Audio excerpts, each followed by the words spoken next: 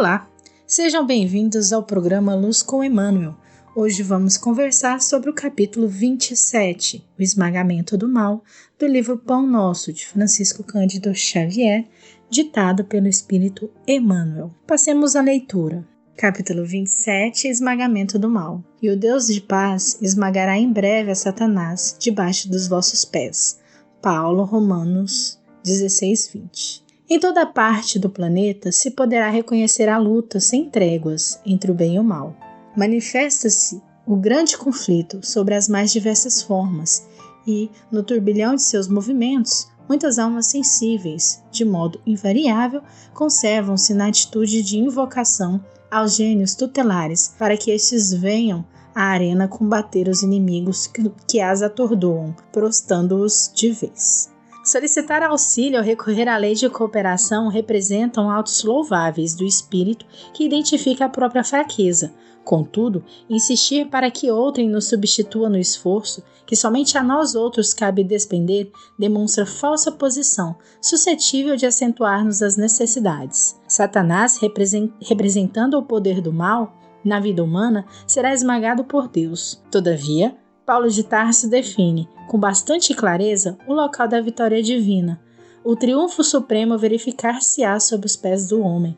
Quando a criatura, pela própria dedicação ao trabalho iluminativo, se entregar ao Pai, sem reservas, efetuando-lhe a vontade sacrossanta, com esquecimento do velho egoísmo animal, aprendendo a grandeza da sua posição de espírito eterno, atingirá a vida sublime. O Senhor Todo-Paternal já se entregou aos filhos terrestres, mas raros filhos se entregam a Ele. Indispensável, pois, não esquecer que o mal não será eliminado a esmo, e sim debaixo dos pés de cada um de nós. Passemos agora às reflexões do texto. Então, o texto proposto é rico em reflexões. E a primeira questão que nos vem à mente é justamente a palavra Satanás, da qual Emmanuel trata ao longo desse capítulo 27. Aqui a gente se socorre do capítulo 7 do livro Boa Nova, no qual Humberto de Campos discorre sobre esse significado, essa origem etimológica da palavra. O que no original Satanás ou diabo significa? Significa opositor, significa inimigo. Inimigo de quê? Aí o autor espiritual lá do Boa Nova pontua para nós. Satanás constituía todo e qualquer sentimento humano contrário à aceitação da lei de Deus, contrário à Boa Nova que o Cristo veio nos ensinar e assim por diante. Então, o significado base desse vocábulo reside em quê? No inimigo da justiça, no inimigo do caminho correto, no inimigo do amor. E sempre numa perspectiva intimista, interna e não externa. O que aconteceu com esse significado ao longo do tempo? Foi conspurcado, foi corrompido, ao ponto de, no contexto religioso, mas o que aconteceu com o significado dessa palavra ao longo do tempo? No contexto religioso, ela foi sendo conspurcada e sendo levada à ideia de um ente externo, um ente, um espírito, uma pessoa, realmente alguém que personificasse o mal. E, aliás, acabou sendo uma válvula de escape para nós, porque é muito mais fácil quando a gente tem alguém de fora para poder culpar pelo mal, pelos desvarios, pelas crueldades. O que Emmanuel faz nesse capítulo 27? Ele nos ajuda a recuperar o significado original da palavra Satanás ou diabo. E nós percebemos isso daqui já no parágrafo 3º do capítulo 27, porque ele nos mostra, diante das nossas fraquezas, diante das dificuldades, é possível que peçamos ajuda? Sim, porque existe uma lei de cooperação, uma rede de seres nos diversos patamares, planos da vida, que estão trabalhando pelo bem. Tudo coopera para o bem daqueles que amam, daqueles que estão lutando por justiça, daqueles que querem se aproximar de Deus. Então existe uma malha de mentes que estão, sim, prontas para nos auxiliarem em caso de necessidade. Contudo, Emmanuel destaca que nós não podemos entender essa ajuda do plano espiritual como um substituto, como uma forma de nos afastar de um dever que é pessoal e intransferível. Que dever é esse? O dever de esmagar o mal. E aí o autor prossegue aqui dizendo como que esse esmagamento do mal acontece. Ele acontece aos pés do homem, aos pés do ser humano. Ou seja, não será príncipe iluminado vindo do céu, um cavalo branco, não será o meu anjo de guarda, não será alguém de fora que vai resolver os meus problemas e que acabará com o mal. O esmagamento de Satanás, o esmagamento desse inimigo, ele vai acontecer de maneira individual. Cada criatura tem o dever de combater esse mal. Agora, onde está esse mal? Aí a gente vai lá na origem da palavra. Esse mal é interno. Ele não reside em alguém fora de mim que está provocando algo que vai contra a lei de Deus. É claro, olhemos para o mundo em que a gente vive. É um planeta de provas e expiações, marcado realmente pelo mal, marcado pela ausência do amor, marcado por violências, crimes mil. Contudo, eu não posso controlar o que o outro faz.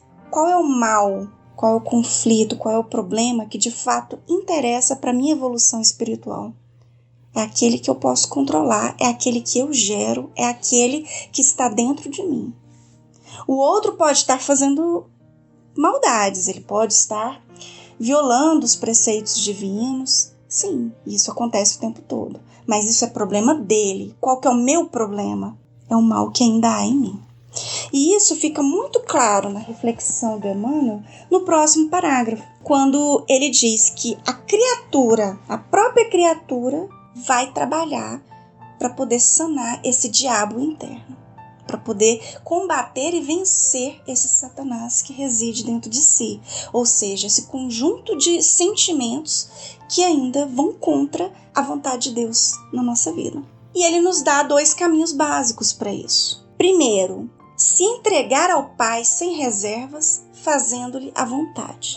Então aqui nós temos uma remissão clara, aquela parte da oração do Pai Nosso, que nos diz, seja feita a sua vontade, assim como já é feita no céu, ou seja, nos planos celestiais, seja feita também na terra. Que terra? A terra dos nossos corações, no nosso terreno íntimo. Então aqui exige de nós um esforço de aproximar a nossa vontade da vontade do Pai. A primeira etapa para isso é conhecer o que de fato quero, qual é a minha vontade.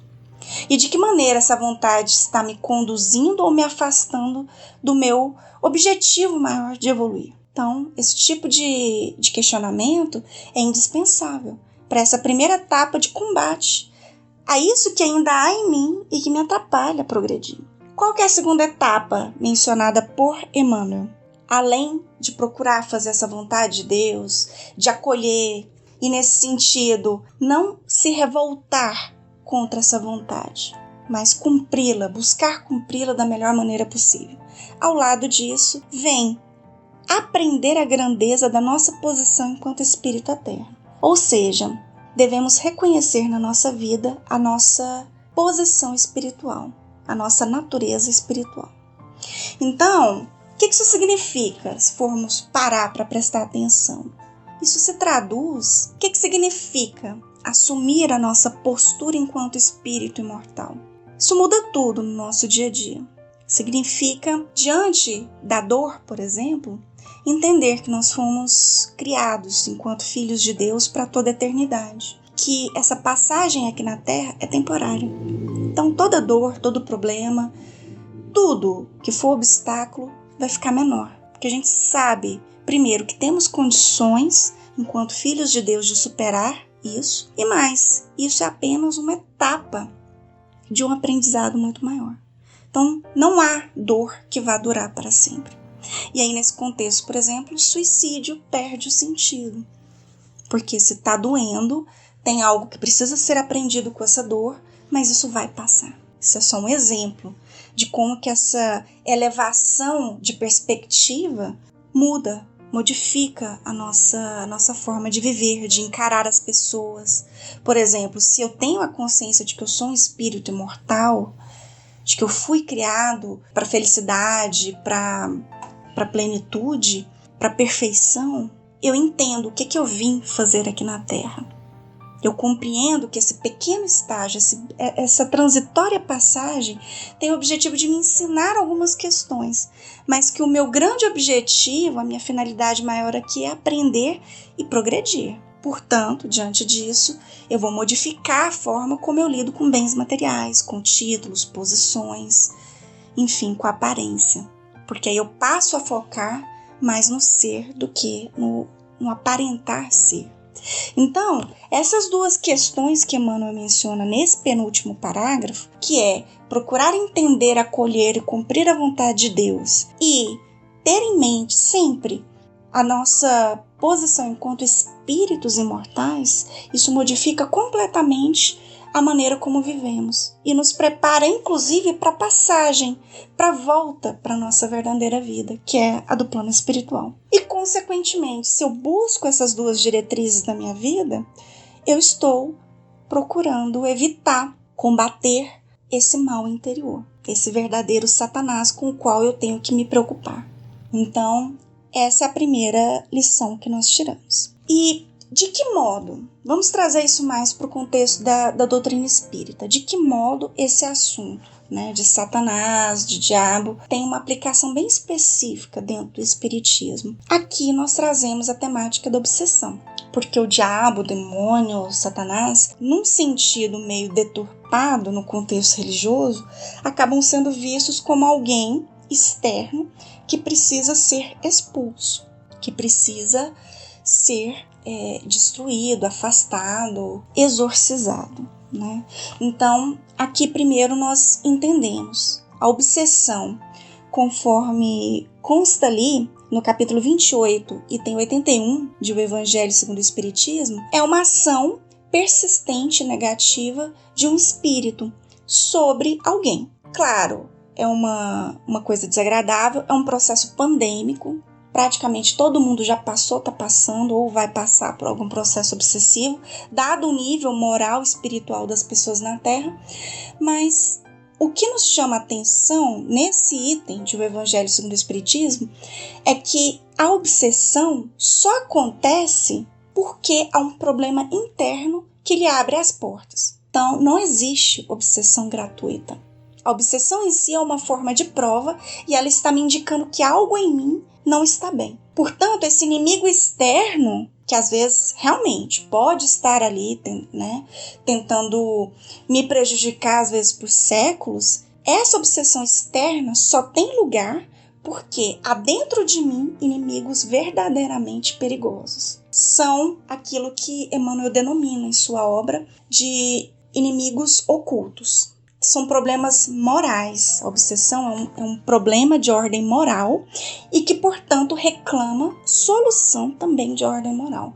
Por quê? O que abre espaço para a obsessão? É o nosso orgulho, é o nosso egoísmo. São as várias facetas do orgulho, por exemplo, como a vaidade, como a dificuldade de perdoar, é o medo de ser insuficiente, medo de não dar conta de fazer as coisas, é a culpa. São conflitos mal trabalhados. Portanto, são os meus inimigos internos, os meus conflitos, aquelas questões negativas dentro de mim das quais eu fugi, que vão, na verdade, abrir espaço para o inimigo externo. Portanto, a grande problemática nunca vai estar fora de nós, ela vai estar dentro. Eis o objetivo desse texto aqui do capítulo 27 de O Pão Nosso. É um movimento de interiorização, mudar a perspectiva. O problema não está no outro. Tudo que me causa verdadeira dor, verdadeiro sofrimento, está dentro de mim. E é por isso que o movimento contrário à obsessão, que é o processo de desobsessão, vai reclamar uma transformação moral.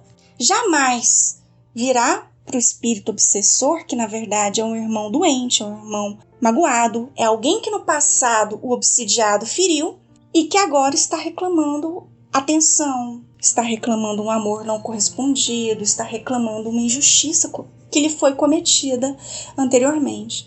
Portanto, a solução não está em exorcizar, expulsar esse irmão. E aqui nós vemos um dos princípios básicos da doutrina espírita sendo aplicado, que é: somos todos filhos de Deus, não importa o nível evolutivo. Então, esse obsessor, numa sessão de desobsessão, ele não há de ser expulsado. A coisa vai ser resolvida por meio de várias frentes, uma delas é o diálogo, jamais a expulsão. Aqui, nesse contexto de esmagamento do mal, seja de uma maneira geral, seja numa maneira mais específica aqui no contexto de obsessão e desobsessão, reclama de nós o questionamento de onde está o verdadeiro diabo com o qual eu preciso me preocupar. E aí a gente fecha com a reflexão: quais são os verdadeiros inimigos, os verdadeiros opositores do meu processo evolutivo? O que é dentro de mim que ainda vai contra a vontade de Deus? E essa vontade de Deus para a nossa vida é o que? É o amor, a evolução, é a felicidade. Então, de que maneira os meus inimigos ocultos, internos, estão sabotando a minha grande finalidade de ser feliz? Porque não importa o tipo de planeta em que habitamos, o nosso ideal é ser feliz. A única pessoa que atrapalha o meu processo de construção dessa felicidade sou eu mesma. Ninguém mais tem o poder de obstruir isso.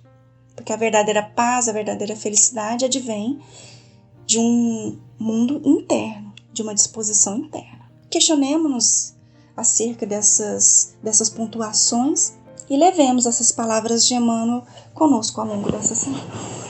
Bom, diante dessas belas reflexões, vamos ouvir a música Segredos do Amor, de Chaves da Luz, que foi tema do filme Causa e Efeito, e vamos refletir sobre tudo o que foi aprendido e sobre tudo o que foi falado.